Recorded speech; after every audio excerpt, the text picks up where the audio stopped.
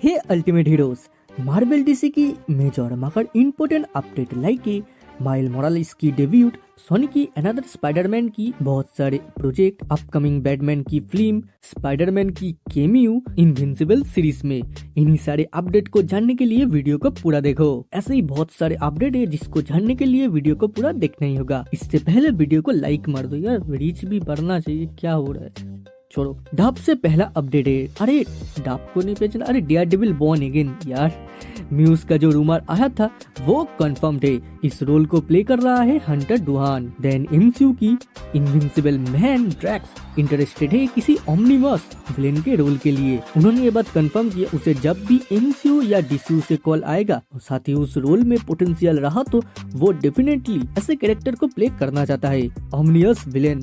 समझ रहे हो भाई, वो नेक्स्ट बिग बैडस थ्रेट बनना चाहता है। कैप्टन अमेरिका 4 में जो सर्पेंट सोसाइटी की इन्वॉल्व था उसे शायद मार्वल रिमूव करने वाला है, क्योंकि इसका फाइनल बैटल का रीशूट फिर से हो रहा है। रूमर्स के माने तो सर्पेंट सोसाइटी का जो मोस्ट प्रोबेबली सीन है वो कट हो रहा है। फ्लोरेंस पज ये रिवील किया कि थंडरबोल्ट मूवी की फिल्मिंग ऑलरेडी स्टार्ट हो गया है, और होगा भी क्यों ना, क्योंकि इस शो का मेन लीड कैरेक्टर तो हमारा फ्लोरेंस पज ऐसे येलोना ब्लोबा है। साथ ही हेनरी कैविल ऐसे डॉक्टर डूम। रूमर्स के बाद अब जेम्स बॉन्ड के एक्टर डैनियल क्रेग इंटरेस्टेड है डॉक्टर डूम रोल के लिए। इसके चलते उन्होंने मार्वल स्टूडियो से बात भी किया था। फाइनल डिसीजन अब भी नहीं आया, बट कुछ ना तो कुछ होगा ही। मार्वल स्टूडियो अभी के लिए तो कुछ लाइव एक्शन शो के ऊपर काम नहीं कर रहा है, यानी सीरीज के ऊपर। उनका फोकस है animated series and live action movie, but next live action series grounded ही होगा, यानी फ्यूचर में बहुत सारे एनिमेटेड सीरीज देखेंगे, not only what if and X Men 97।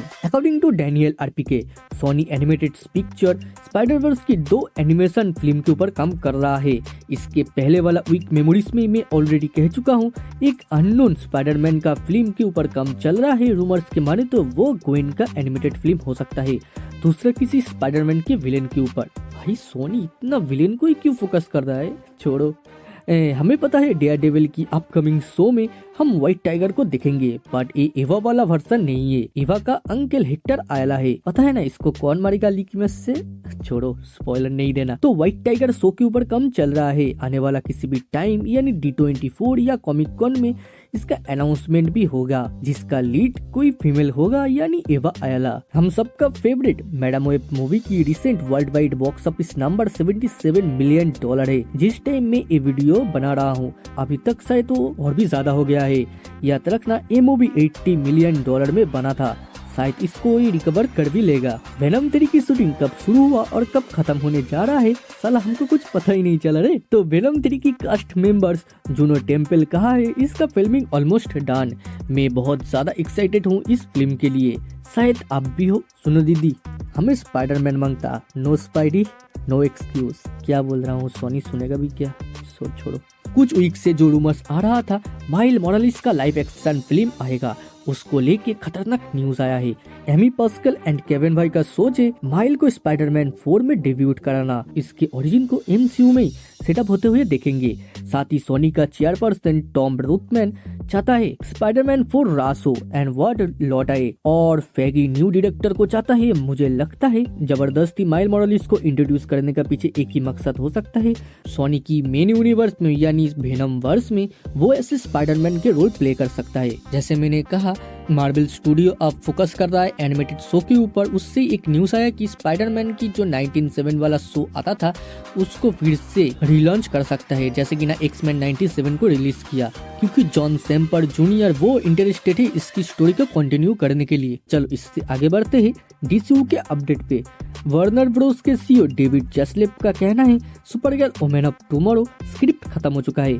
It is really great, इतना ग्रेट है वो तो फिल्म आने के बाद ही पता चलने वाला है। साथ ही सुपरमैन का फिल्मिंग भी इसी वीक से शुरू हो चुका है। डीसी फैंस चाह रहा है Justice League movie, DC studio दे रहा है जुरासिक लीग। क्या दिन आया रे। बाय द वे, इस मूवी का नाम से एंड पिक्चर से आपको समझ आ रहा है कौन सी टाइम एंड कौन सी एरा में बेस होगा। एंड इस मूवी को जेम्स गन प्रोड्यूस करने वाला है, साथ ही ब्रेन लिंच स्क्रिप्ट को लिखेगा। डीसीयू की अपकमिंग फिल्म बूस्टर गोल्ड की कास्ट भी कंफर्म हो चुका है अकॉर्डिंग टू डैनियल आरपीके, बट कौन वो है वो अभी पता नहीं, शायद क्रिस पैड हो या गैलन पॉल। ग्रैंट को तो जानते ही हो, CW शो की फ्लैश, वो इंटरेस्टेड है डीसीयू का फ्लैश बनने के लिए, साथ ही पूरा यकीन भी करता है जेम्स गन को। मुझे कोई ऑब्जेक्शन नहीं है ग्रैंट को लेके, आपको क्या लगता है, ये ठीक है क्या गलत? Upcoming Batman asterisk animated movie का न्यू लुक भी रिलीज हुआ है।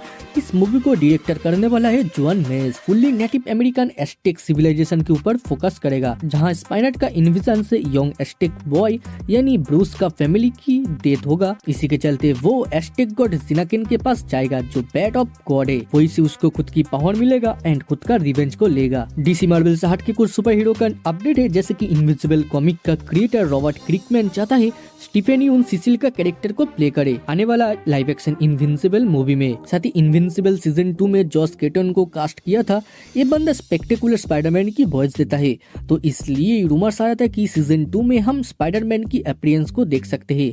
बट ये फेक न्यूज, तो स्पाइडरमैन का कोई नामो निशान भी नहीं होगा इस फिल्म में। एक कंट्रोवर्शियल टॉपिक है जो कि ना रॉबर्ट क्रिकमैन ने कहा है ओमनीमैन इजीली, याद रखना इजीली सुपरमैन को बीट कर सकता है। द बॉयज सीजन 4 रिलीज होगा 13 जून एंड इसी फर्स्ट डे में हम 3 एपिसोड को देखेंगे। आज के लिए इतना ही, फिर मुलाकात होगा दूसरे किसी वीडियो दूसरे किसी टॉपिक पे।